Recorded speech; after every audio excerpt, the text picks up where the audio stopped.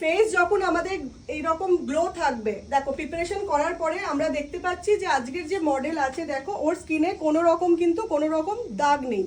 তো এইরকম স্কিনে আমরা কিন্তু কনসিলার খুব অল্প লাগাবো, জাস্ট একটু শেডিংটা ম্যাচ করার জন্য।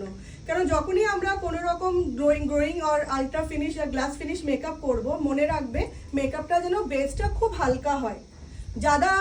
খুব বেশি লেয়ার লাগালে মেকআপ কিন্তু কখনো তোমার একটা নো মেকআপ লুক থাকবে না। তো দেখো এর খুব বেশি কিন্তু আমার দরকার নেই, তাই না? তো এর মধ্যে আমরা কনসিলার একদম হালকা ইউজ করব।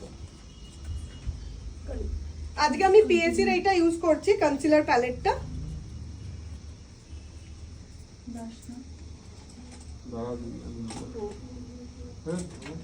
ঠিক আছে, দেখো পিএসসির আজকে আমি 219 কনসিলার ব্রাশ।